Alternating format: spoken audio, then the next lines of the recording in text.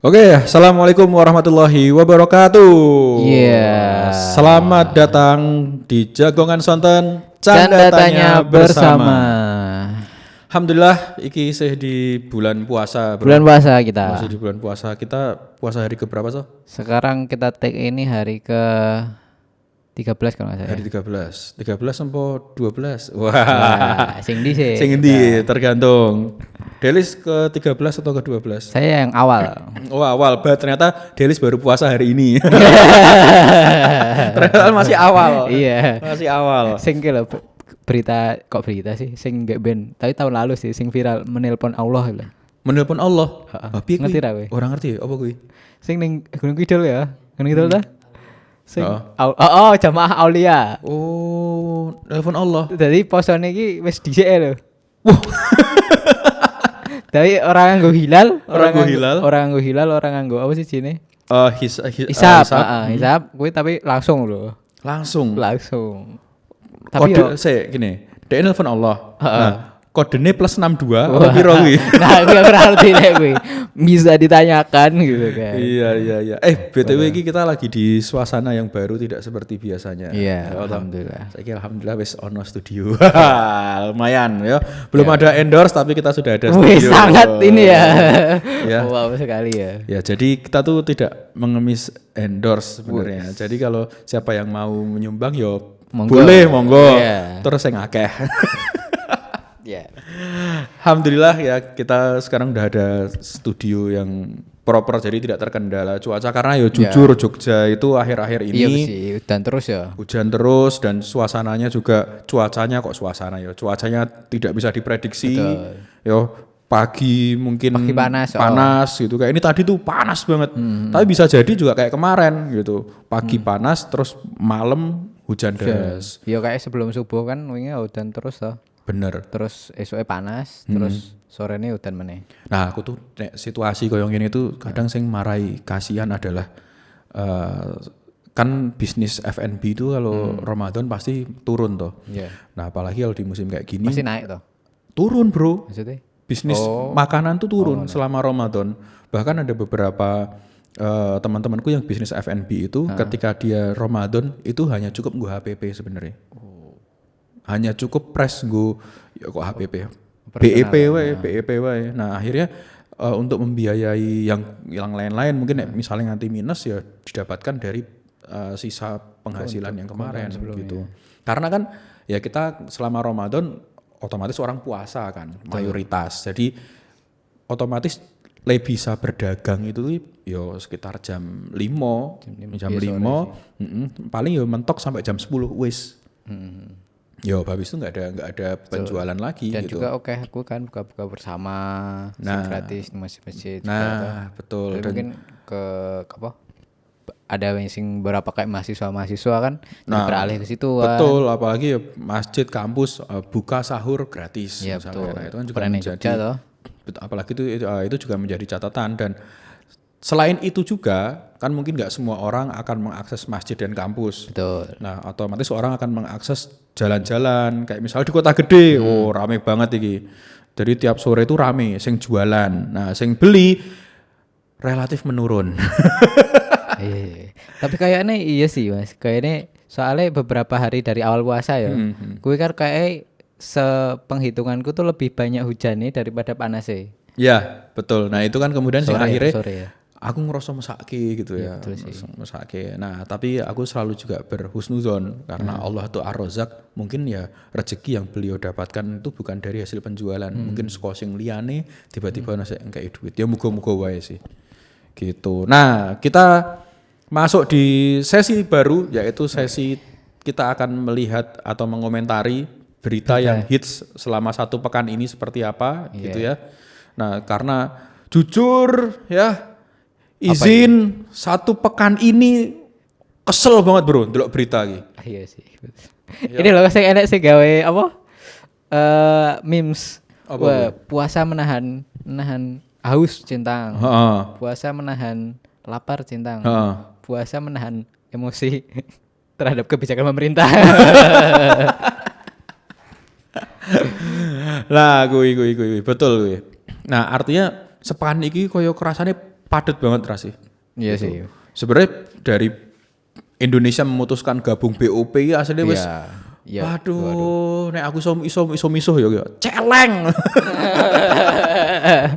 Satu kata sing iso menggambarkan perasaanmu ketika nkrungu Indonesia gabung BOP sik ning kono ana Amerika karo Israel. Ah piye?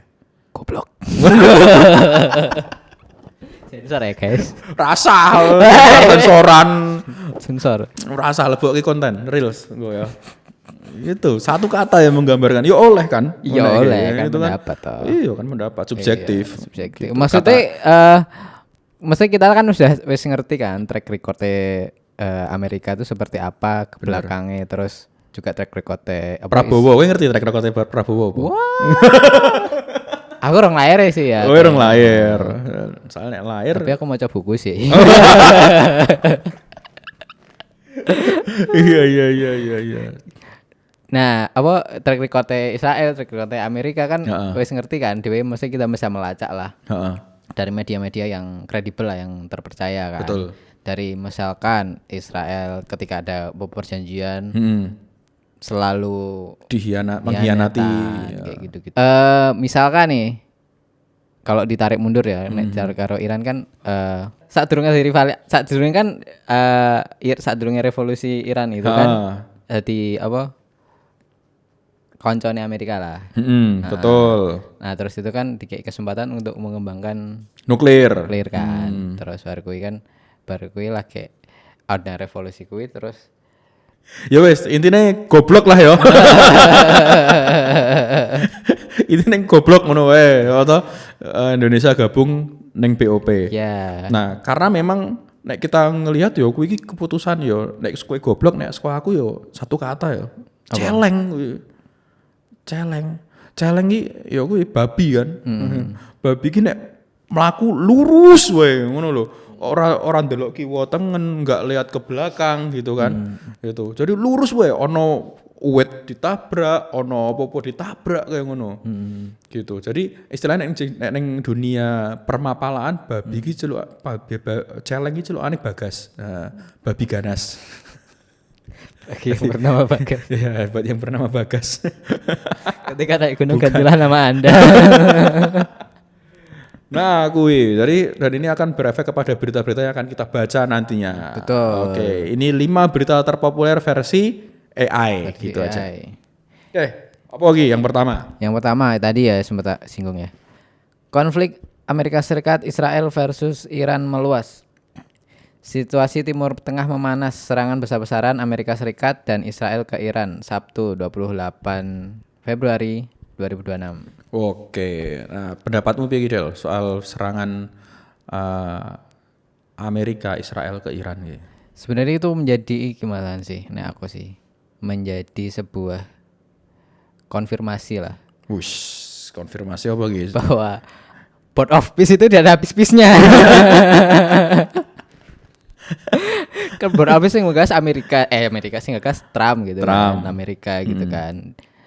Nah itu kan berarti membuktikan Amerika itu tidak berkomitmen dengan peace itu sendiri. Wah, iya jelas wong soalnya nek kita ndelok sejarah ya, itu dari tahun 45 sampai kemudian tahun 2025 nanti kita kasih daftarnya. Ini negara-negara yang kemudian diinvasi sama Amerika. Kacau ya. Itu gila, itu tuh edan banget gitu loh. Nah, dan kita bekerja sama dan kita satu geng di komunitas Board of Peace gitu ya.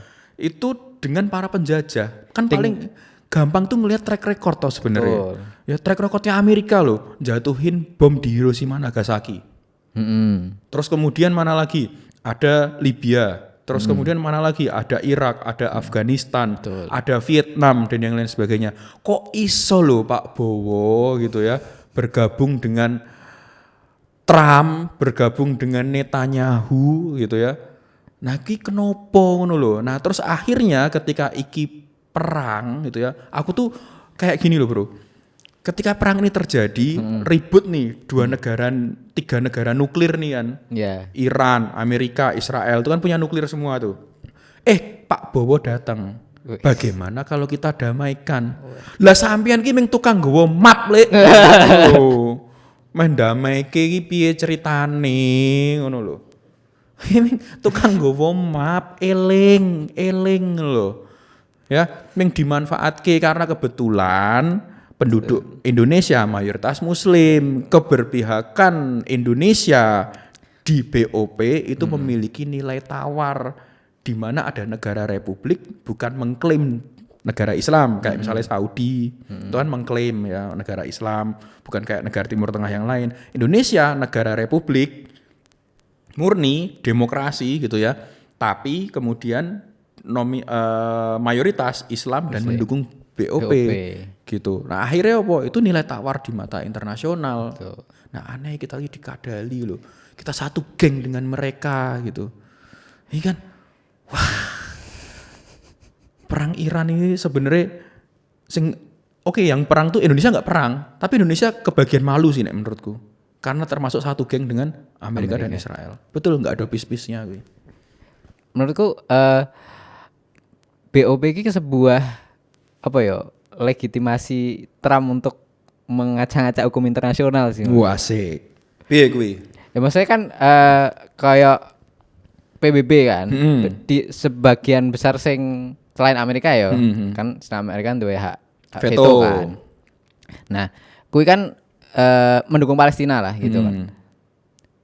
Nah, dengan kuwi kan dan Israel itu kan sudah dibully lah, disurati wis diopolah sama Dewan Keamanan PBB dan lainnya gitu kan.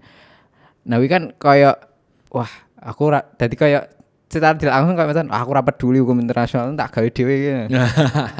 Dan itu akhirnya membuktikan bahwa Amerika iki yo tidak bisa dicegah gitu oleh hukum internasional. Betul. Itu semakin membuktikan bahwa ketika Amerika itu bisa berbuat seenaknya sendiri, dia nggak percaya lagi dengan Dewan Keamanan PBB, kemudian dia malah bikin BOP ini yang berada di luar PBB. Nah ini membuktikan bahwa kesombongan Amerika itu gila banget gitu. Nah itu juga dan akhirnya Iran memberi sedikit teguran, nek menurutku ya teguran. Karena ada faktor historis bahwa Amerika dan Iran pernah barengan. Makanya kita sebut sebagai teguran wae sih saka Iran. Kowe aja cangkeman kowe aja sak penakmu dhewe kowe, ngono kuwi. Nyo tak kei roket sithik. Nah, gitu. Sak penake dhewe. Amerika. Ya. Oh, jelas. Amerika sak penake dhewe. Kayak sing wingi menangkap presiden negara berdaulat. Iya, Maduro. Iya. Gitu ya. Idian iki aku. Tapi itu bukan kejadian yang pertama. Amerika berusaha menggulingkan pemerintahan. Kan sebelumnya juga pernah terjadi di Turki. Ya, Erdogan itu hampir dikudeta. Tapi ya ini mungkin bedanya Venezuela dengan Turki gitu ya.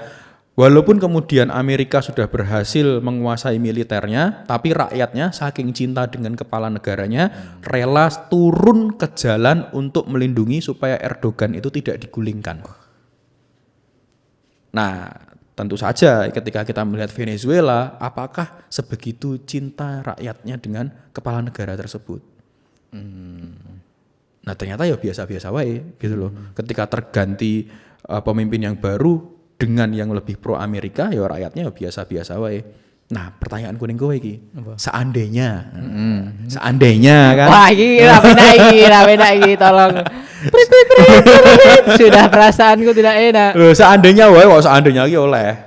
Seandainya kan. Prabowo diculik Trump. Aku seneng ora Mas nek ngono kuwi Mas. Asrung seneng apa ora? Kowe rela turun ke jalan enggak dinggo melindungi Prabowo? Ya jujur wae subjektif gitu. Nek gue rela turun ke jalan untuk melindungi Prabowo. Wah, gitu. Nek ndelok sing saiki, sikap yang sekarang ya sampai ketika menjadi presiden. Ora sih kayaknya ya. Ora piye? Ora rela. Ora rela nek Prabowo diculik Amerika. Ora rela turun ke jalan. Tapi sebenarnya pernyataan gue kayak pisau bermata dua. Oke, kita nggak puas dengan pemerintahan yang sekarang. Katakanlah Prabowo diculik, katakanlah gitu ya, diculik sama Amerika. kita dengan kita nggak setuju dengan MBG-nya, kita nggak setuju dengan Gemoy-nya karena Gemoy itu ternyata menurut kita yang baca di internet merupakan hasil dari konsultan politik dari Israel. Gitu kan. Nah, aku di-insert menono faktane iki. Nah, cuma pertanyaannya ketika misalnya ya seandainya Prabowo ini diculik sama Amerika, diculik sama Trump, otomatis penggantinya adalah orang yang lebih gila dan lebih fanatik kepada Amerika. Sapa kuwi? Nambo sopo gitu. Artinya itu kayak pisau-pisau bermata dua, ngono loh. Jadi kita nggak setuju dengan Prabowo, iki yo, diculik mungkin. Sebagian orang kan berkata, culik wae. Tapi coba seandainya diculik, terus diganti karo presiden sing sangat fanatik dan sangat pro dan sangat jatuh cinta sama Amerika. Wis remuk ya. Kuwi piye coba rasane?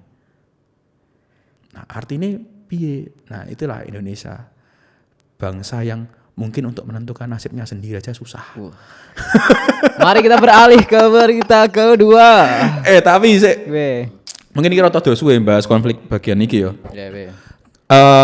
Apa sih mbok khawatirke terhadap perang ini yang sebenarnya kita tidak secara langsung kerasa efeknya, ya kan? Ya mungkin itu sih, kalau kan secara ekonomi kan, soalnya kan Selat Hormuz itu ditutup berita terbaru kan, otomatis pasokan 20% minyak dunia itu melalui Selat Hormuz. Ya, otomatis kan itu secara ekonomi berdampak pada Indonesia. Terakhir kan sing aku mau coba berita, stok kita tinggal 20 hari toh. Wah, kuwi stok minyak kita dengan luas wilayah seperti Indonesia ini adalah tinggal 20 hari. Nah, sementara ini aku baca nih, Jepang pastikan masih punya cadangan minyak untuk 254 hari di tengah kekhawatiran pasokan. Jepang yang mungkin wilayahnya itu antara Pulau Jawa dan Pulau Sumatera itu memiliki cadangan minyak untuk 254 hari ke depan. Sementara Indonesia dari Sabang sampai Merauke yang mungkin panjangnya itu seperti dari Mekah menuju Inggris menuju London itu hanya punya cadangan minyak sebanyak 20 hari. Bodoh ya. Iya, saiki tanggal 13 Ramadan. Atau Syawal wis ra duwe minyak ya. Ngepit pisan, Bro. Ngepit. Aku ini masaknya buruh-buruh saka Gunung Kidul ya, yang kerja neng pabrik-pabrik rokok yang ada di Piungan gitu ya. Dia tinggal di Patok gitu ya. Terus kemudian kerjanya di Piungan yang biasanya naik motor karena pasokan BBM langka dari Selat Hormuz akhirnya harus ngontel. Itu agak kebayang gitu. Bentuk kempolnya teman-teman Gunung Kidul seperti apa akhirnya? Berapa kali ganti kempol gitu ya? Tapi nek mangkat lancar ora sih? Mulia sing rada rekoso. Mangkat lancar, Bro. Mangkat lancar mung ya engko takdir serahkan kepada yang di atas. Tinggal baline iki. Nah, baline. Ya. Baline sesuk wae, Bro. Mungkin baline baline mungkin iso sebulan sekali paling dirapel, mending nginep ning pabrik gitu. Nggo klambi ya. Tapi ya akhirnya harga-harga kabeh barang larang, Bro. Iyalah kan otomatis kan semua kan berpengaruh toh, nek transportasi minyak BBM lah. BBM naik otomatis kan yo transportasi terus semua kan nganggo transportasi, sayur nggo transportasi. Bener. Terus paket. Benar. Dan juga iki termasuk adalah distribusi batu bara ke PLTU yang ada di Jawa, Sumatera dan Bali. Oh iya, minyak juga tuh. Iya, kan batu baranya ada di Kalimantan tuh, gitu. Nah, itu juga didistribusikan menggunakan kapal gitu. Nah, kapal tuh kan juga butuh BBM. Ya enggak mungkin kapal lagi bebek-bebekan kae lho, digenjot ngene iki juga. Nah, itu tenaga angin ya. Tenaga angin ngebutuh berapa orang untuk niup layare. Huf ngono kuwi. Nah itu makanya ditutupnya Selat Hormuz itu bukan perkara yang sepele. Karena tadi malam juga ternyata Pak Prabowo mengundang mantan presiden dan para mantan wakil presiden untuk ke istana. Sebelumnya? Ya sebelum-sebelumnya. Jadi ada Pak Jokowi, ada Pak SBY, wapresnya itu ada Pak JK, ada Pak Ma'ruf Amin, itu yang tak lihat. Nggak tahu Bu Mega diundang atau enggak, kurang tahu. Nah artinya apa? negara memandang ini tuh bukan sesuatu, negara memandang bahwa ini sesuatu yang sangat gawat. Karena udah dari mantan-mantan presiden dengan segala pengalamannya diundang. Artinya ini harusnya sesuatu yang memprihatinkan selama 20 hari ke depan. Kalau sebulan sejak 2 hari kemarin Selat Hormuz ditutup sampai sebulan ke depan, selesai Indonesia. Selesai dalam hal ini ya, maksudnya distribusi BBM ya. Gitu. Nah, harapanmu ya Mas untuk ke depan konflik ini yang terjadi sekarang? Oke. Untuk jangka panjang ya. Jangka menengah jangka pendek, jangka menengah aku nggak ngerti sih kudu bersikap apa. Tapi jangka panjang itu penting. Yang pertama, jika dunia itu masih bergantung kepada bahan bakar fosil, maka perbanyak lagi cadangan bahan bakar fosil kita. Oh ya, ini ya, di Indonesia itu juga sangat, apalagi di Asia Tenggara itu kan mayoritas tuh pakai bahan bakar fosil sih. Iya, fosil gitu. fuel. Dan walaupun kemudian kita dapat BBM murni itu dari Singapura pun mendapatkan BBM murni itu juga salah satunya dari Indonesia dan sebagian besar dari Timur Tengah, dari Uni Emirat Arab, dari Qatar, dari Saudi Arabia gitu ya. Yang kemudian kalau Uni Emirat Arab sama Qatar itu kan pasti lewat Selat Hormuz. Gitu.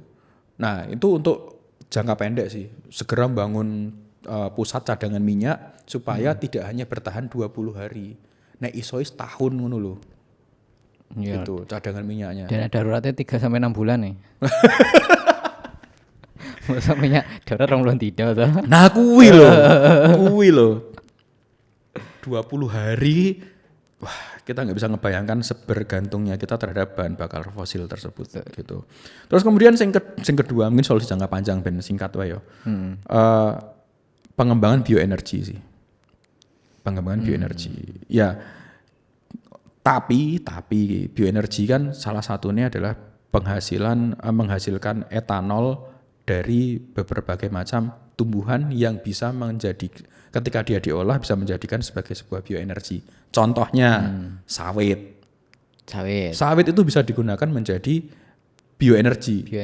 Nah, cuma karena bioenergi ini namanya juga bio, dia bersentuhan langsung dengan lingkungan. Nah, maka harus bijak juga, jangan sampai fokus ke bioenergi tapi akhirnya berdampak kepada bencana ekologis. Wis apa nih biopolin? Biopolin kemole gede bro. Wah iso tuh biopolin, Victor Egbonevo, Christian Lenglolo. Nah, nanti ya ketika nganter kapal tongkang batu bara dari Kalimantan ke Jawa itu ngayuh ya, paman bio ya. Gitu. Berarti alternatif sumber energi ya. Alternatif sumber energi. Gitu. Berarti gue iso dadi Mas. Dadi bahan bakar koyok bensin. Bisa. Makanya selain pembangunan tangki atau cadangan untuk yang lebih jauh lagi setahun selama 365 hari, maka pembangunan atau developing atau research and developing terhadap bioenergi itu dipercepat ngono lho. Karena hampir semua di lingkungan Indonesia ini punya nuklir. Apa? Iya, Pakistan duwe nuklir, India duwe nuklir, Korea Utara duwe nuklir, Cina duwe nuklir. Belum lagi ketika 5 negara veto ini yang dimana nuklirnya bisa menjangkau seluruh lapisan dunia. Dan nuklirnya dampaknya sangat kuat ya. Iya, besar banget. Sangat besar. Mungkin nuklirnya Israel tuh nggak sampai Indonesia. Mungkin nuklirnya Iran tuh nggak sampai Indonesia. Tapi karena ada pergerakan angin, nah radiasi ini gitu yang tak khawatir ke. Bukan hanya berakibat pada tubuh kita, tapi juga tanaman. Karena berakibat pada tanaman apa? Gagal panen bos. Mangan opo. Nah, artinya resiko nuklir itu ya mengerikan. Kita lihat beberapa ratus tahun yang lalu efek dari letusan Gunung Tambora itu kan juga kemudian mengubah iklim dan mengubah Eropa menjadi negara yang sangat dingin sehingga gagal panen kabeh. Akeh sing mati kelaparan.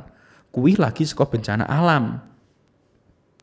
gitu. Nah, ini bencana buatan manusia yang dimana ada efek sampingnya, mungkin aspek biologis yang menimpa manusia, nah itu lebih bahaya. Tapi caranya bom ning Hiroshima dan Nagasaki itu pengaruhnya sampai sekarang kan. Betul, makanya ono beberapa area yang kemudian mungkin ora ditempati atau perlu perisetan lebih dalam lagi. Juga kan kemudian dulu sempat ada tsunami menghancurkan reaktor nuklir Fukushima. Nah itu. Nah tapi reaktor nuklir Fukushima karena Jepang kalah Perang Dunia Kedua, reaktor nuklirnya itu untuk pembangkit energi, bukan untuk perang. Betul sih. Karena Jepang kalah. Tapi nek ngomong kayak pembangkit nuklir juga mungkin nek masyarakat kurang apa ya? Kurang edukasi sih. Kurang edukasi. Sebenarnya sangat efektif loh daripada, maksudnya dibandingkan batu bara, kalau uranium itu sangat, uranium segini batu bara bertongkang-tongkang kan. Oh, nah makanya kui mengedukasi masyarakat terkait nuklir itu bukan hanya soal senjata, tapi juga bisa dijadikan sebagai pembangkit listrik atau sumber energi gitu sih. Oke, berita kedua.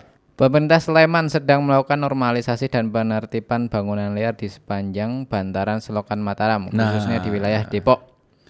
Asik ini loh. Kita lokal. Nah, gue setuju rak. Penertiban bangunan liar dan pengerukan ben Selokan Mataram ora dangkal ben ra banjir. Setuju rak gue? Nah, setuju aja sih. Setuju ya. Hal itu ya selama bertanggung jawab lah. Dengan pembersihan dan segala macamnya dilakukan dengan baik. Iya. Oke.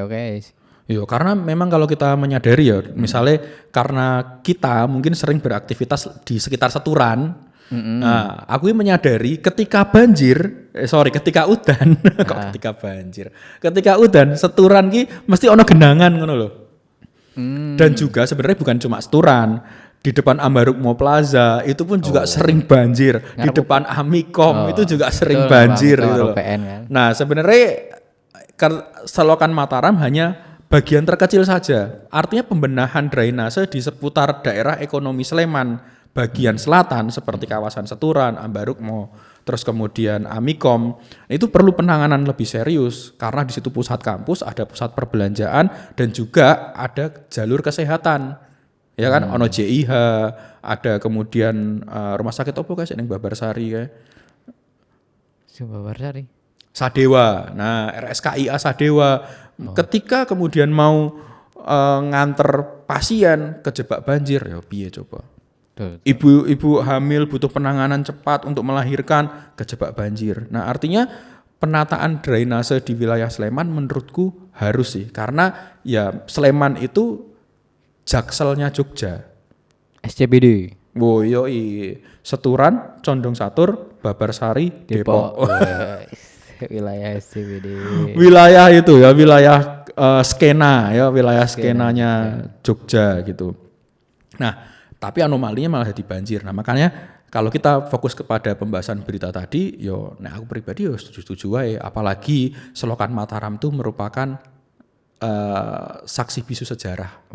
Selokan yang wis suwe ya bangun. Sudah lama sekali. Jadi zaman Sultan Agung biar orang-orang itu nggak dipaksa kerja rodi dengan Belanda, nah maka dipekerjakan oleh keraton gitu. Membangun Selokan Mataram. Betul, untuk membangun Selokan Mataram. Biar apa ya? Biar tidak disiksa, biar tidak kemudian dicurangi sama Belanda, dan akhirnya berefek kepada tanah-tanah pertanian masyarakat pada saat itu teraliri, teririgasi dengan baik. Gitu. Nah, jadi jangan dikasih bangunan-bangunan liar. Nah, cuma karena biasanya sih karena pihak keraton itu juga baik juga gitu. Jadi biasanya itu walaupun itu bukan tanah mereka, tapi biasa juga dikasih kompensasi gitu ya. APS seperti itu sih. Nah, tapi betul katamu. Tapi jangan sampai sisa urukan itu ditaruh di pinggir jalan dan nanti nggak diangkut-angkut. Nah, kui permasalahan nih gitu. Iya. Ya kan sering penggalian selokan gitu. Enggak tahu nih dirjen mana ya, dirjen entah PU Sleman atau PU provinsi. Mbok tulung ketika sudah selesai itu buruan hasil gundukannya itu dibuang. Kemarin ini jujur nih ya. Aku mau jemput anakku di wilayah Ring Road Selatan. Ini enggak tahu nih Ring Road itu wewenangnya siapa? Wewenangnya bupati kah, wewenangnya gubernur kah, atau wewenang pemerintah nasional karena itu merupakan jalan nasional. Apa yang terjadi ketika badai beberapa hari yang lalu, banyak pohon sing ambruk, Bro. Banyak pohon sing ambruk dan ming dipinggirke, nggak diangkut-angkut sama orang gitu. Saya mencari warga sih ini ya. Nah, saya pinggirke warga mungkin ya. Dan iki ono kejadian unik meneh ketika pohon itu ambruk kan. Ambruk dan itu di dekat Stikes Surya Global itu. Ambruk itu ke sawah. Sebenarnya ambruknya ke jalan terus dipinggirke ke sawah gitu. Nah, ketika ambruk di sawah itu ada pohonnya kan tinggi banget walaupun udah ambruk itu ternyata batangnya tinggi. Itu digunakan oleh orang yang mungkin lagi terhimpit mentalnya untuk bunuh diri, Bro. Wah, wis terjadi. Terjadi gantung diri di situ. Artinya malah menjadi wasilah untuk orang mengakhiri hidupnya. Yang seharusnya itu oleh dinas siapapun yang terkait iso dipinggirke gitu. Tapi kan bukan salah dinasnya. Iya, tapi kan karena jenengan lama untuk mengangkat itu akhirnya menjadi orang yang punya mungkin gangguan mental sedikit gitu ya. Itu wah, bunuh diri penak ki. Wah, itu enak bunuh diri utang lunas sih ya kayak gitu. Duh, kalah judi bunuh diri belah ngono. Nah, akhirnya menjadi orang itu memiliki kesempatan ngono lho. Nah, kuwi sih. Tapi pendapatmu otomatis pokoknya terkait Jogja akhir-akhir ini hujan deras, banjir di sekitar Sleman. Nah, dengan berita itu biar pendapatmu? Ya bagus sih kalau memang itu diperbaiki untuk supaya jalan-jalan nggak tergenang lagi, supaya jalan-jalan ya nek udan terus ki aman lah gitu kan. Apa nih sih nggak motoran, biasanya kan yang terdampak kan yang pakai motor toh. Betul, Bro. Wah, truk lewat tuh. Dan aneh ini sekitar depan Amikom itu loh. Jadi kalau kamu dari arah Gejayan ke arah Seturan lewat Tengkut Utara, itu ada salah satu kondisi yang dimana tiba-tiba air tuh bisa naik melebihi separator. Jadi ngerti-ngerti motormu macet loh. Gara-gara kemasukan air lewat knalpot. Iya sih, kalau nek terus sih jeru sih. Iya, makanya itu. Jadi wah, ya kasihan Mas. Padahal itu roda pendidikan, roda ekonomi ada di daerah situ. Oke, berita selanjutnya.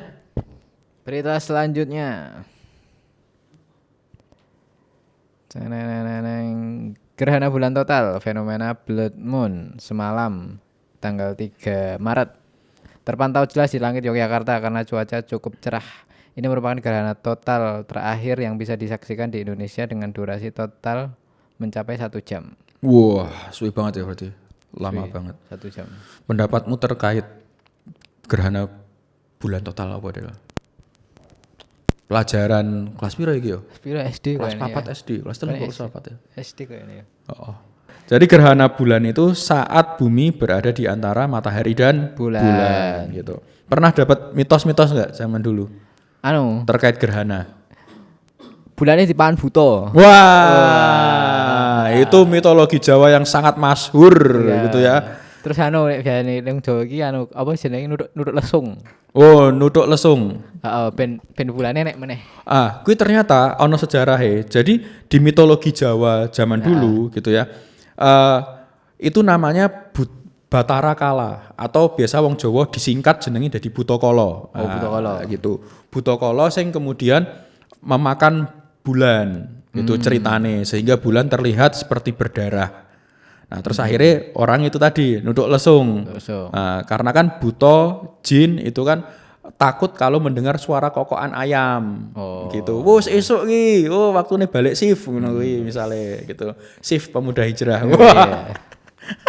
Isi ono ra sih? Di shift media saiki ya. Nah, akhirnya masyarakat menggunakan itu dan juga ini perempuan-perempuan hamil mengolesi perutnya dengan minyak biar tidak terkena efek negatif dari Butakala mangan bulan. Seperti itu. Berarti nek ditutur lesung ya ana net. Lah iya jenenge jin ora ono ngefek, meh ono ayam berkokok, meh ayame berkotek ora ono masalah kan gitu. Iya tapi kuwi masyhur sih ning Jawa. Iya, itu Jawa. Simbahku ngono-ngono mesti ngono kuwi. Betul. Dan juga ada juga di peradaban yang lain, kalau nggak salah peradaban Inca apa ya? Inca ini daerah Meksiko atau Amerika Tengah atau Amerika Latin gitulah. Nah, itu mengatakan kalau ada gerhana bulan, maka sebentar lagi ada musibah. Gitu. Jadi ada gerhana bulan, bentar lagi pasti bakal ada musibah. Itu mitosnya. Nah, nek di Islam sendiri mengatakan bahwa gerhana bulan adalah faktor alamiah, ya itu bisa terjadi kapan saja gitu. Dan kita disunahkan untuk kemudian sholat gerhana gitu. Nah, artinya ya dia nek Islam ini ramandang sebagai sebuah mistis loh bro. Aslinya memandang itu sebagai sebuah fenomena alam logis gitu atas kebesaran Allah.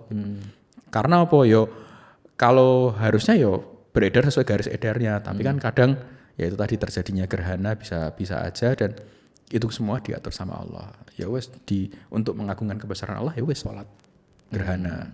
Sholat ya. Oke, berita selanjutnya, berita kepiro lagi? Keempat. Apa?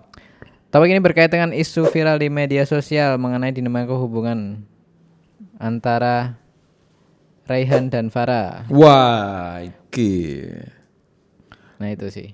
Iya. Wiro Sableng yo. Nah, dolanan kapak. Nek memandang kuwi piye, Mas?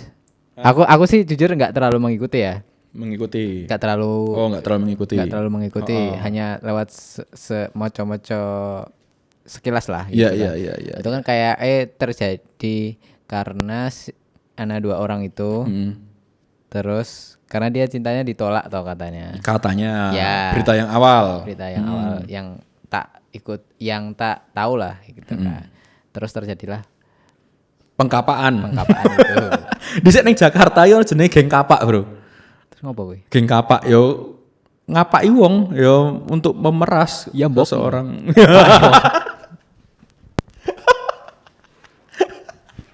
Itu geng ngapak, Bro. Bukan geng kapak, Bro. Ngapaki wong jare. Oh, ngapaki wong. Memaksa orang untuk menjadi ngapak ya berarti. Ngapaki wong. Oh, ngono.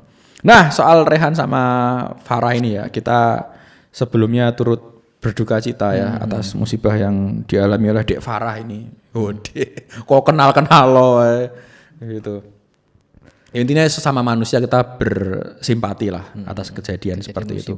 Nah, cuma kita bukan membahas pribadinya gitu ya. Semoga semua pihak yang terlibat segera menyesali perbuatannya. Cuma yang perlu kita highlight di sini adalah yang namanya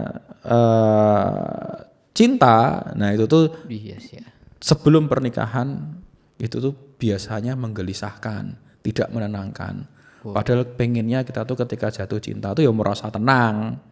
Betul sih. Iya toh? Iya. Kan sakinah, mawadah, warahmah. Nah, harusnya, sakinah kan tenang toh. Tapi kok banyak orang yang mengatasnamakan cinta padahal tidak membuat dirinya tenang, Mas. Itu piye, Mas? Karena dia mengawali sesuatu dengan tidak melibatkan Sang Maha Tenang. Sang Maha Pemberi ketenangan. Gitu. Kan neng Quran ditulis Allah bidzikrillahi tatma'innul qulub. Dengan mengingat Allah hati menjadi tenang. Nah, kira-kira wong sing cipokan pas main PS sedot rono rene, klumat-klumut rono rene, cetak cetik. Nah, kuwi kira-kira kelingan Gusti Allah ra? Kuwi kaya ngono, tenang po ngaceng. Kira-kira wae, coba jawab. Lu alam ya. Maksudnya kira-kira kuwi PS-an karo cipokan, kuwi dibimbing wahyu po nafsu, wis ngono wae. Sing tak bingung iki maksudnya kata cinta ini, itu kan semua orang bisa kayak melakukan sesuatu hal yang luar biasa lah gitu kan. Betul. Atas nama cinta.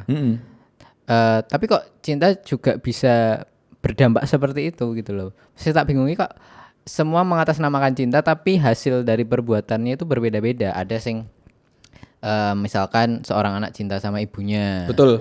Dia bisa berkorban, mungkin kayak ada kisah yang menggendong ibunya ketika tawaf di Betul, Ka'bah dan betul, segala macam. betul. Dia kan berkorban gitu kan. Bener. Ada yang sebaliknya ada ibu yang cinta dengan anaknya sampai yang terakhir kemarin di Banjar Aceh itu ada yang ibu yang memeluk Ya, anaknya anaknya. dan ditemukan meninggal gitu kan. Nah, maksudku tuh semua itu kan karena cinta gitu loh. Tapi kok ada cinta yang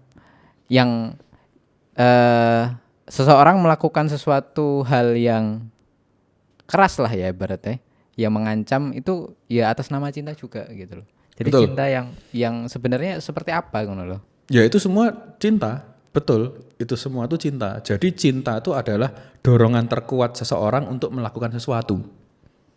Karena kalau nggak cinta, maka dia tidak memiliki dorongan yang kuat untuk melakukan sesuatu. Kan ngono. Contoh misalnya, ketika kowe berkeluarga, kena ujian ekonomi ngono kuwi. Otomatis mungkin gitu. Pekerjaanmu yang tadinya 8 jam per hari akan kamu tambah. Supaya apa? Supaya keluargamu secara ekonomi terpenuhi. Betul. Anak istri tercukupi makannya, sandang papan pangannya, kayak ngono. Nah, itu kan atas dasar cinta. Yup. Nah, kemudian cinta seseorang kepada orang tuanya. Nggak peduli kemudian siapa yang menghina orang tuanya walaupun pangkatnya lebih gede, maka dia akan maju. Dia akan menghadang. Nggak boleh ada yang bisa menghina orang tuaku. Walaupun konsekuensinya kalah. Karena cinta kepada Allah, kepada Rasulullah, maka ada orang yang rela mati bahkan untuk memperjuangkan agar Allah dan Rasulnya itu tetap mulia. Menganggap bahwa nyawanya itu tidak lebih berharga daripada Allah dan Rasulnya. Itu kan didasarkan kepada cinta. Betul. Nah, begitu juga ketika seseorang jatuh cinta. Itu juga kemudian ekspresinya macam-macam. Jadi cinta itu butuh pengekspresian, ngono kuwi. Jadi makanya ketika jatuh cinta ekspresinya salah. Nah, ini. Maka Islam itu mengatur bagaimana respon seseorang ketika jatuh cinta. Apa yang dia harus lakukan. Ketika jatuh cinta dengan lawan jenis yaitu fitrah. Contoh misalnya, kowe jatuh cinta pertama kali kapan, Bro? Dengan lawan jenis. TK woy ya. TK. Wow. Ya nggak ngerti ya itu cinta atau bukan ya. Ya maksudnya tertarik lah. Ya, ya cinta lah. Ya cinta, TK dengan lawan jenis. Dengan lawan jenis apa? Ibuku, ayo bukan, malah incest kowe. Maksudnya dengan yang bukan mahram ngono lho. Ya, TK. TK, isi kelingan sapa wonge? Isi kok ini. Isi, wis suwe ra ketemu. Tapi kan wis ora kan jaman cilik to. Wis zaman cilik. Wis suwe banget berarti ra ketemu ya. Suwe. Nah, iki pemirsa tanpa kita sadari sudah datang orangnya? Sudah datang? Kok iso? Kita panggilkan Boyen.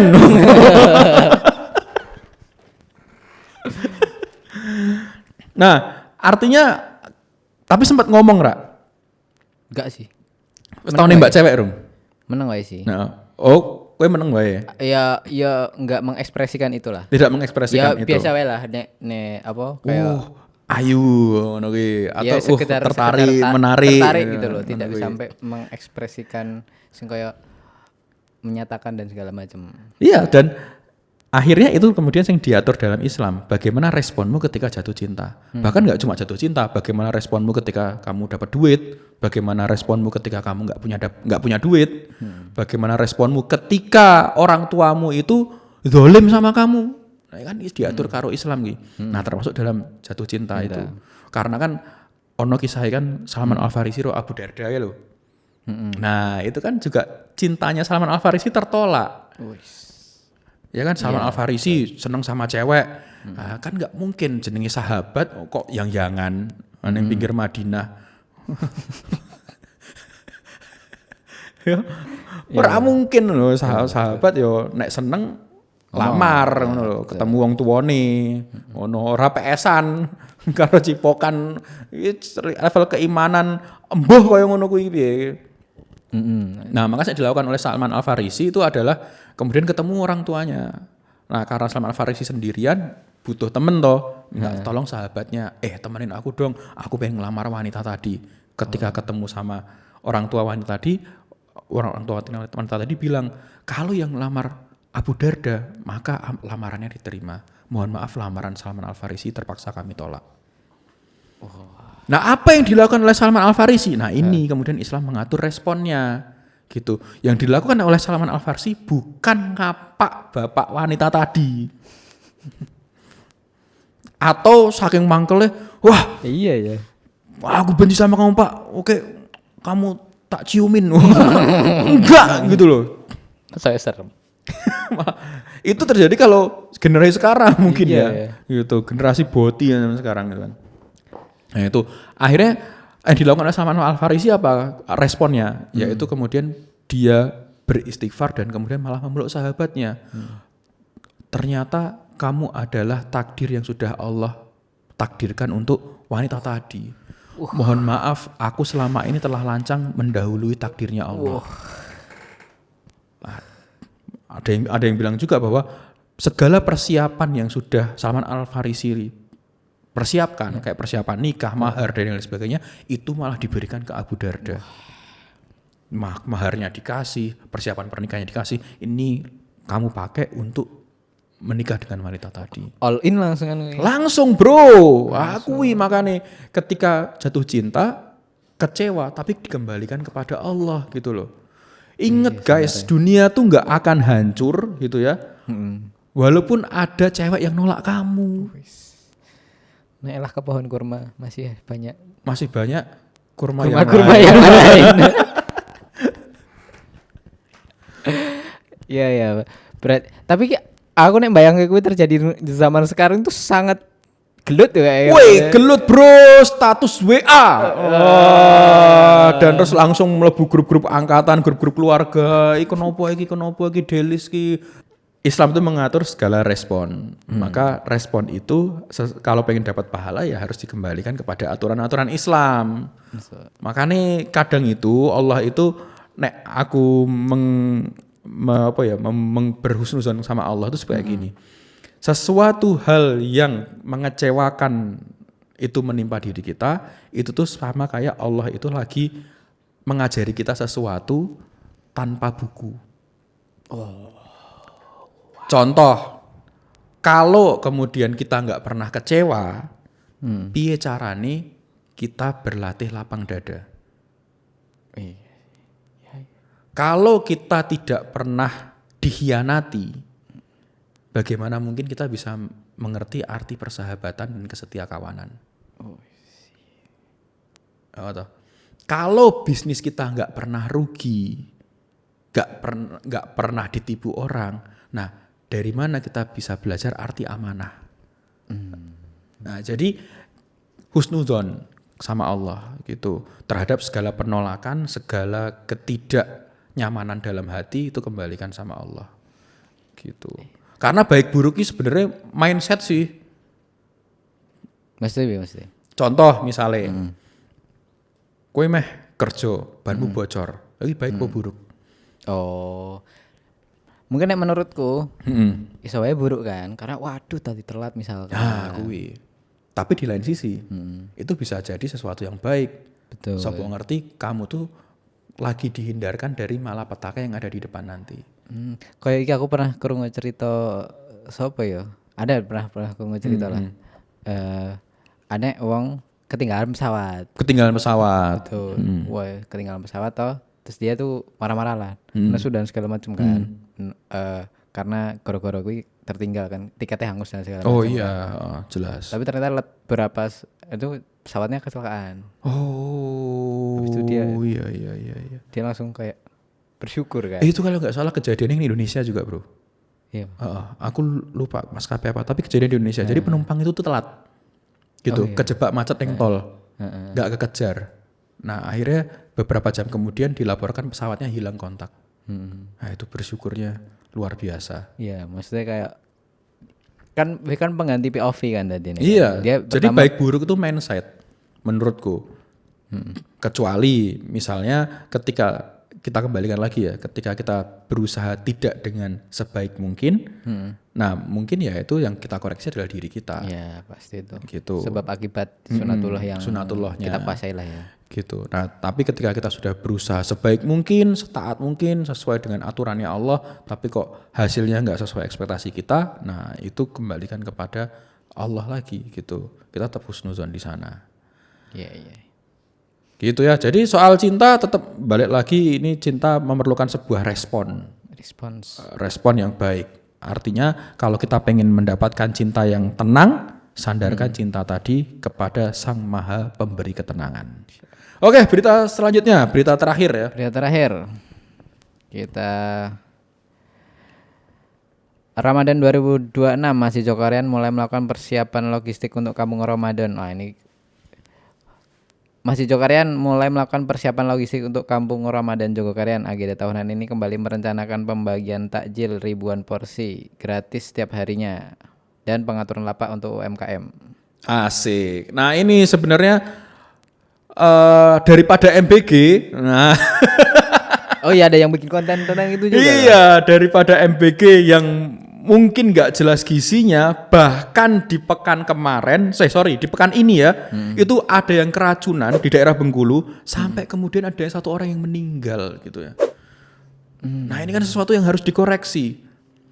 Kok bisa setingkat program negara sealpa itu gitu. Sementara ini yang lingkupnya dalam tanda kutip hanya masjid kampung. Jogokarian kan nama kampung gitu. Hanya masjid kampung itu bisa menghasilkan berapa? 3.800. 3.800 ya. Ya, bahkan ada beberapa hari kemarin sampai 4.100-an gitu.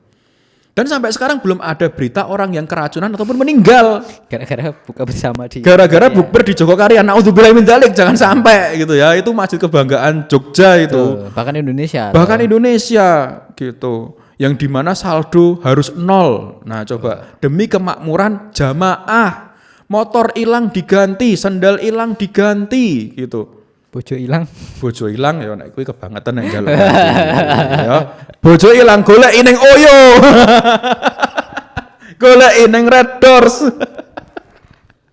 Karena ini ada berita, hamin seminggu menikah, si calon istri check in dengan mantan. Wes. Dan ini tidak akan teman-teman jumpai di penginapan yang ada di Masjid Jogokarian. Iya sih. Masjid Jogokarian ini menurutku masjid umat banget. Kenapa kok masjid umat? Pertama, ketika mungkin nggak setiap hari ya, tapi kita bisa ambil contoh di bulan Ramadan ada pasar yang melibatkan masyarakat. Sampai itu kemarin tuh sebelum Ramadan tuh sampai aku lihat beritanya di beberapa media sosial itu sampai saya ngantri daftar UMKM gitu. Banyak banget antriannya sampai mengular kayak gitu. Dan terus kemudian tidak dimintai biaya katanya. Hanya infak saja, sukarela gitu. Terus kemudian apa lagi? Jogokarian tuh punya penginapan untuk orang-orang yang dari jauh pengen kemudian silaturahmi, pengen kemudian belajar manajemen masjid di Masjid Jogokarian. Itu ada penginapannya di sana. Terus juga ada aulanya. Nah, itu namanya masjid yang kemudian berdampak bagi umat kayak gitu. Nah, ini yang kemudian harus kalau jadi negara sini aku pribadi ini aku jadi pengurus negara belum berdampak bagi masyarakat, aku izin. Aku sebagai pemimpin negara, kalau aku jadi pemimpin negara dan efek ketika aku menjabat hanya berdampak bagi golonganku saja, aku malu, bro. Nah itu yang Jogokarian ini sebenarnya menampar banyak pihak dan semakin mendekat kepada masyarakat. Contohnya apa? Contohnya ada diskusi politik yang mungkin di mana di masjid-masjid yang lain itu dilarang. Bahkan ada salah satu masjid di Yogyakarta, pengisi ceramah tarawih harus mereka yang pro kepada pemerintah. Masjid mana tuh? Wah, ya tahu sendiri. Ya nanti tulis di komentar aja gitu. Masjid mana kira-kira di Jogja yang pengisi ceramah tarawihnya harus yang pro kepada pemerintah. Gitu. Nah, sementara Jogokarian enggak. Ada juga sebenarnya Masjid Nurul Asri membuka kelas-kelas politik. Aku terakhir tuh lihat yang ini siapa? Prof Uceng. Itu satunya yang siapa? Udah Ferry. Oh, Ferry Amsari. Ya. Itu di Nuras sama di Jogokarian ya enggak sih? Aku lihat yang di Nuras yang di ini sih aku nonton live-nya sih. Dia menjelasin pakai whiteboard itu. buat jelasin politik sih, bahwa Nabi itu juga berpolitik dan segala Iya. macam. Lah nyusun strategi perang ya itu politik. Lah iya kan. Itu kan juga dari masjid Rasulullah mengajarkan kepada para sahabat pada saat itu. Nah, terus kemudian ini sing mungkin agak nggak tahu jadi kontroversi atau enggak, tapi menurutku ini upaya cerdas bagi teman-teman Masjid Jogokarian. Apa selain kemudian sekolah-sekolah politik, ada tokoh-tokoh politik dihadirkan, di situ ada konser. Wah, Konser, ini seru. kontroversial juga ini kayaknya. Ini terobosan yang sangat menarik sekali karena mungkin ya ada saudara-saudara kita yang Muslim, tapi ketika mendengar wah Islam itu kok ribet gitu ya. Padahal dia Islam, tapi menganggap Islam itu sebagai sebuah beban. Misalnya buat sholat aja seminggu sekali, buat puasa Ramadan ya pas menjelang 1 Syawal, kalau enggak pas 1 Ramadannya gitu. Apalagi kemudian mendekat ke masjid. Betul. Mereka merasa masjid itu hanya tempat berkumpulnya orang-orang solih. Nah ini merupakan langkah yang sangat keren bagi masjid-masjid yang ada di Jogja, termasuk dalam hal ini Jogokarian. Berarti ya, ini dia masjid di Yogyakarta yang ada konsernya. Ada konsernya, ada pasar murahnya gitu. Masjid yang sangat culture. Wah, karena yang diundang band yang lagi hype, Perunggu bro. Wah. Ya judul lagunya 3 kali. Wah itu. Ya, kok zikir banget kan lagunya. Terus kemudian ada juga stand up comedy juga, ada Abdur diundang di situ juga, dan juga ada beberapa teman-teman stand up comedy yang lain juga diundang di sana. Artinya ini semakin mendekatkan kepada umat. Betul. Jadi umat itu ngerasa ketika ke masjid itu ya nggak cuman sholat kan, Iya. dia bisa mencari sumber-sumber entertain misalkan. Betul. Mungkin ketenangan dia itu belum sampai di level zikir bro. Iya. Ya kan orang beda-beda. Ya, ada orang yang mungkin baru tergerak hatinya itu lewat lagu dulu. Aku jujur, aku ki bukan orang yang tipe denger-denger nasyid lawasan ya. Bukan tipe yang seneng dengan nasyid lawasan kayak Raihan zaman dulu. Terus ada Roma Irama, Bimbo, terus ada Nasi Dahria. Nah, ya itu band-band nasyid zaman dulu. Gitu. Terus band-band nasyid akapelaan. Aku bukan penikmat seperti itu. Justru aku tuh menikmati lagu religi tersyahdu itu lagunya Ungu. Sing di Mas. Sesungguhnya manusia takkan bisa menikmati surga tanpa ikhlas di hatinya. Dan aku dengerin lagu itu pas kapan bro? Pas gempa Jogja. Pas di mana aku ngira dina kuwi kiamat. Nah aku menjadikan, Allah itu sedekat ini ya sama kita. Ternyata di tengah musibah kita harus ikhlas. Di tengah kegembiraan kita juga harus ikhlas. Di tengah situasi apa yang berkecamuk pada diri dan hati kita harus ikhlas terhadap ketetapannya Allah. Iya sih. Tapi kowe ngungsine nang hotel ya, Mas. Aku rada piye. Ya piye wong tuaku duwe. Ayo. Kodok, Bro. Aku ra request. Kowe ngungsine nang ndi? Pas kembang ngungsi nang ndi kowe? Umur piro kowe gempa Jogja? Hah? 3 tahun. Kowe umur piro kowe? Gempa Aku TK kayaknya ya. TK. Ya mungkin 6 ya. Yo piye kodok bro aku ra request. Maksudnya iki ra relate ya lho tadi hari. Padahal aku wis apik bolonan lho.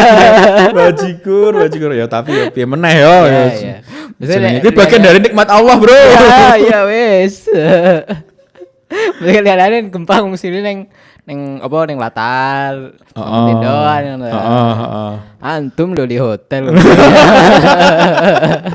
Kok iso aku ya gimana aku nggak request, aku lahir di dunia ini kondisi wong tua aku wis duwe hotel wis beda ta apa aku ikhlas banget kondisi koyo ngono kuwi. Iya ikhlas banget. Nah kuwi akhirnya kan ada orang yang wasilahnya dia mendekat kepada Allah itu melalui lagu itu sih. Gitu.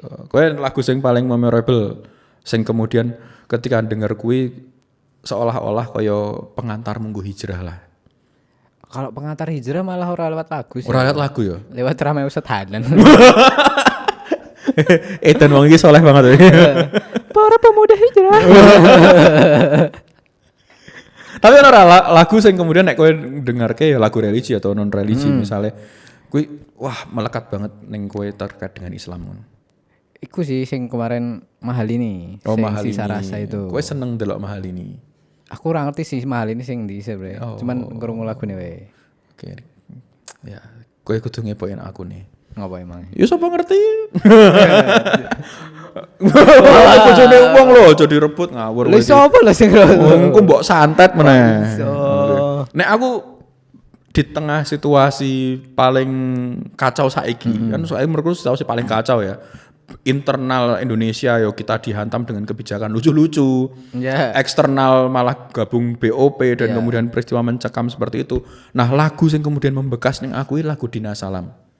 Tapi sing versi cover. Cover Jokowi. Sing dia sing dia ora ngerti aku. Atahiyat kuwi ya. Kuwi bro, kuwi membekas banget ning aku. Kuwi lagu Din As-Salam ya, agama kedamaian gitu ya, malah berubah menjadi malapetaka.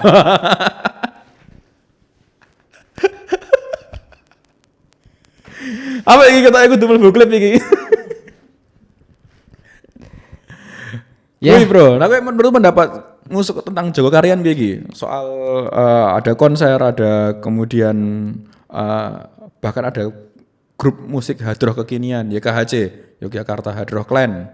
Aku jujur tidak terlalu mengikuti hal-hal keramaian sih. Wah, dia terlalu introvert sekali sahabat. Jadi dia nek buka poso, dia rela buka neng gua Selarong ya. Gue terlalu introvert. Terlalu introvert ya. Berarti Pangeran Diponegoro menurutmu introvert?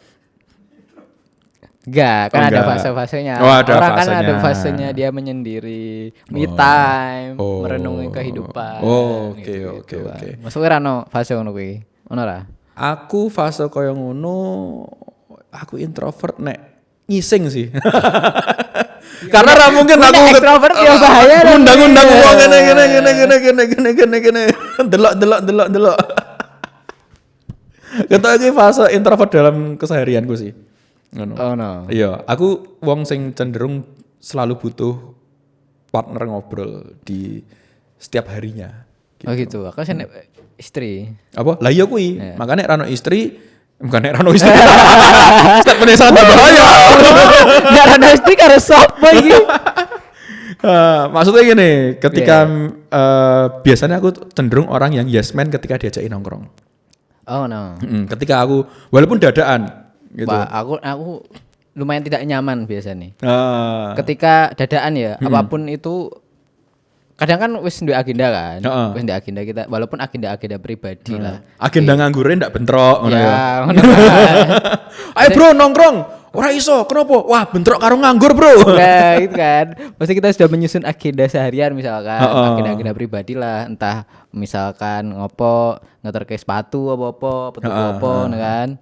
Nah, kan ketika itu terganggu kan jadi wah, harus menyediakan waktu lagi kan. Nah, tapi kan mungkin kondisi sing Nek memang aku ya. kondisi sing memang bener-bener kosong. Jadi emang ora ngopo-ngopo atau wis bengi bojo dijak metu males, anak esuk sekolah, ya wis dolan wae karo kanca. Ono sing ngajak dolan ra, ono dolan. Ngono ya. Ngono. Karena butuh iki sih. Nek aku wonge seneng nek bahasa culture. Aku seneng networking. Akhirnya ketemu orang-orang baru, kok contohnya neng coffee shop, mau bengi aku nongkrong neng Mataram tekan jam 12 bengian. Terus. Yuk ketemu akeh wong anyar neng kono dikenal karo Ivan. Iki anu lho. Nah, akhirnya saling tukeran nomor handphone. Kowe kerjane opo Mas? Kerjane opo ngene. Akhirnya iso dadi leads untuk mengembangkan gawean. Cuan ya tetapan ya.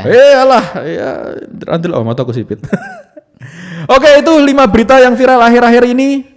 Ya, itu aja ya. Yang bisa kita komentarin, semoga bisa menjadi sudut pandang yang baru untuk kita semua. Mohon maaf jika ada salah-salah kata.